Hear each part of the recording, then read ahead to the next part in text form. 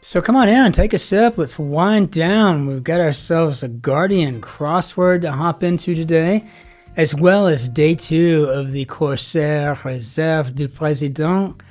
Yesterday we had a 2023, and today we have a 2022. And I was just finishing up the New York Times solve, and I was saying there, and I could not agree more, this is a carbon copy from yesterday, with one exception. It is extremely cassis on the nose. You've got that hint of cherry, some himbean in there, like a raspberry. It's just what we had yesterday, but it's a year older. And we might have found a sweet spot because it is much more refined. It is a much easier finish, and there was nothing wrong with the finish yesterday. If I remember to do so, I need to buy another 2023 while I can, and then before I finish this bottle, actually compare the two next to each other, mark them on the bottom, and then do a taste test myself and see which one's which. Likewise, it would also be a very interesting exercise to go back and see if I can't find a 2021 and a 2020 and then as far back as I can go, just to see how the aging process differs in the bottle. The science is out on that. A lot of people have different opinions about it, but I can tell you, this one tastes the same.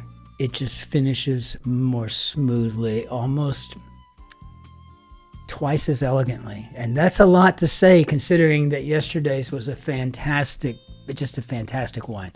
So I'm going to be enjoying this. I guess when I finish editing and get these up, I need to run across the street, see if I can find some more, because I really want to try the two side by side, because I know I'm going to wind up drinking this entire bottle tonight. Of course, you also run into storage issues. Did the store that you bought it from, did they accidentally leave it in the heat for too long or something? You never know what you're going to get like that unless you're dealing with a certified, wine dealer, right, that puts their name on that, right? But it's always fun to find out. All right, so let's just hop into our grid here. And yes, today we've got that 17100 that I was talking about for some time. So 17, one double lot, here we go. Kind of excited about this, not sure why, it's just a number. Let me go ahead and get that moved over there and slowly back out of that mess. All right, so a jute bag. Wouldn't that just be a sack? Like a potato sack or an onion sack? Or am I thinking like a Yank again? Stop that, Christopher. You're doing a British crossword. Quit thinking like a Yank. Roger. Costume.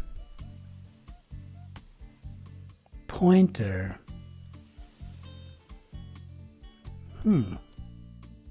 Railway carriage passageway. Well, everyone I've ever been on, which does not include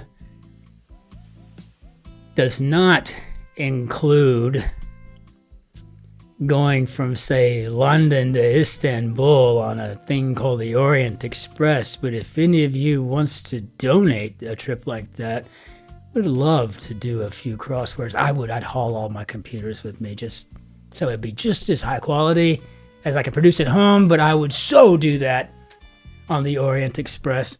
You got a lot of luxury trains, scooching around England and Scotland and Ireland too. I wouldn't mind checking those out as well. One of these days I'm going to take that sleeper car too. We've got that sleeper train now that we can take from just anywhere in Europe really, and I'm thinking of taking it from maybe Munich to probably Croatia or Latvia, something like that. So costume at 4, all I can think of would be garb, and that fits. I mean, it fits, but is it right? Now, who knows? I don't know. Paid solver at 7 and 3. And, again, I think we're going to have to go in and immediately check, but I just feel like this is going to be private eye, and I'm certain that most of you probably feel the same way after looking at that. Okay, so pointer. That's not coming to me at all. Uncanny. Get down to the nitty gritty.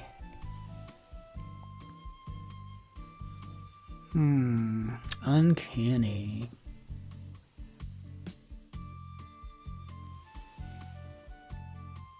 I mean, I guess maybe. Oh, I don't even know.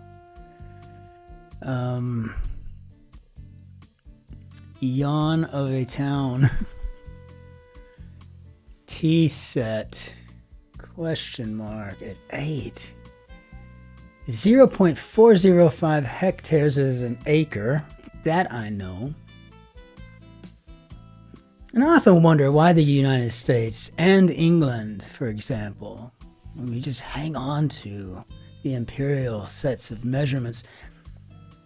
We have a blend, of course, I mean, it still exists. We have the metric system in the States, like I've even seen it in England, but I always wonder why we don't just change that. It's so much easier working with the metric system. Just easy. All included, maybe everyone. And so, crack, prank, I guess could be a joke. And tea set. Get down to the nitty gritty. Yawn of a town.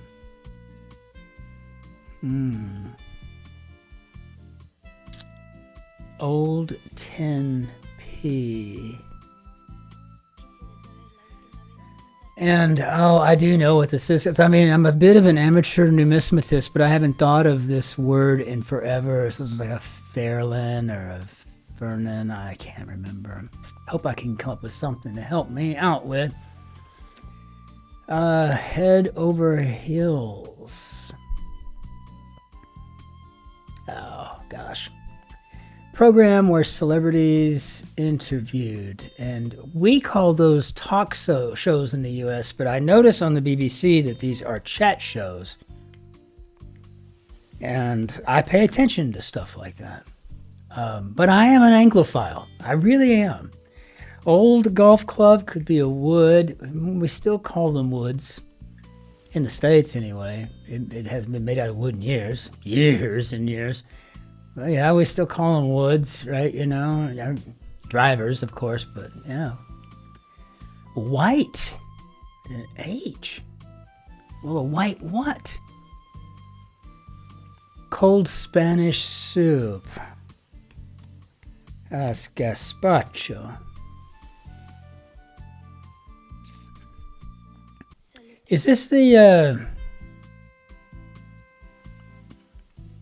Is this the word we use to talk about a German white wine? I noticed that we use in the UK, Hock.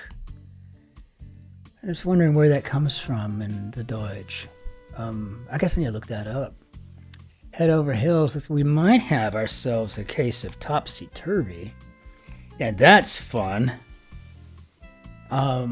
Okay, so topsy-turvy. Elysium. Maybe heaven. Okay. I'm feeling like I'm going to have to just do a whole bunch of guessing over here. And it looks like right now, I feel like I might be down 3. Yawn of a town. Maybe somethingville.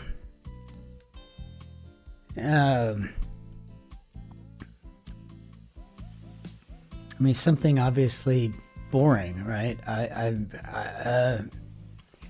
inner light Christian. It's true. That would be a true statement, but I always think of them as friends. The Quakers always had their motto was friendship or something along those lines. Don't know much more about them. I know that Richard Nixon was a Quaker, or at least I think. So I don't even know that. It's like that old saying, I'm 99.99999% sure. The response to that statement should be, so you don't know. Warm, how about friendly? And active in one's later years. Looks like we're talking about spry, and I hope that's me. Burning substance, maybe an acid. Jewish headgear. Well, I would have put yarmulke in there had I not had anything, and I'd have been wrong because we're going with the actual definition here, basically a skull cap. Interesting. Yarmulke is actually the Yiddish, and kippah is the Hebrew term for this skull cap. So a tea set, I mean, I honestly don't know. I guess crockery. Every time I see the question mark, it's a little confusing because in like the New York Times and in American style crossword grids, it's usually something out there or an out there definition of whatever the clue or what have you may be. Okay, so that K blank Y tells me this may be to talk turkey. And yawn of a town. Old 10 pence coin.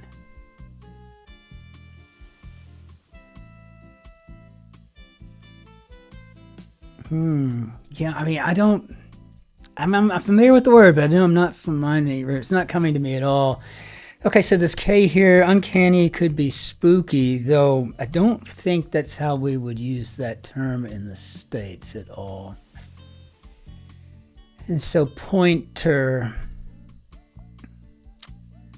Ah, I see it. Do you see it? A pointer? Think Rod Sterling. Submitted for your approval. Signpost up ahead. Next stop, the Twilight Zone. Okay, well now there's only two that I feel questionable. Okay. Yawn of a town.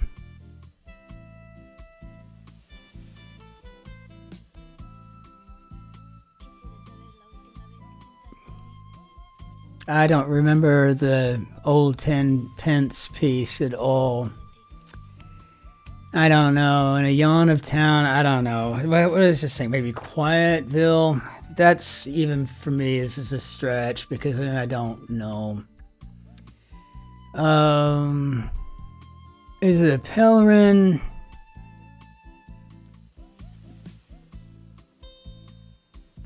I can't remember. I'll put an I here because I just don't remember it all. And honestly, I feel like I'm just giving up the inevitable. But I hope that Quietville is correct. At least it lines up. But let's see how we do. I like to save a little bit of yank face because I'm getting slapped in it. Let's go ahead and check all and see what we did. Nope, not Quietville. All right, so let's reveal that. Dullsville. Makes a lot more sense than Quietville, I would agree.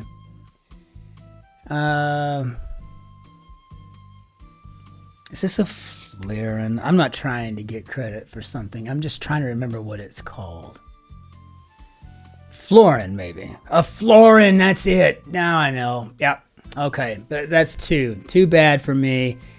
Because I couldn't make my word hoard scramble quick enough to come up with an answer. But that's okay. I'll take this YANKSLAP because it's a reminder of a coin that I've been wanting for some time, the florin. I've got the 2 pence pennies, right? You know, I've got a whole bunch of those. Every time I come back from England, I always wind up with a pocket full of British money and... you know, the pounds I typically, the bills I typically will just take to the bank, though I did save one 20-pound note with the Queen on it, brand new, right out of the ATM, and I just framed it. even though that's roughly equivalent to 4,000 American dollars. I thought I would save it. But I have to say, the UK has got some of the most beautiful money I've ever seen on the planet. I mean, it rivals the money of the United States, say in the 1950s and before, when it was just artwork before it got a little on the ugly side. But again, just a beautiful grid. Well done. My hat's off to the setter. Well done, sir or madam. We can bring down that Benny do, and we'll just close them out. I love the comments. Thank you so much for the suggestions. It always makes my day to hear from everybody.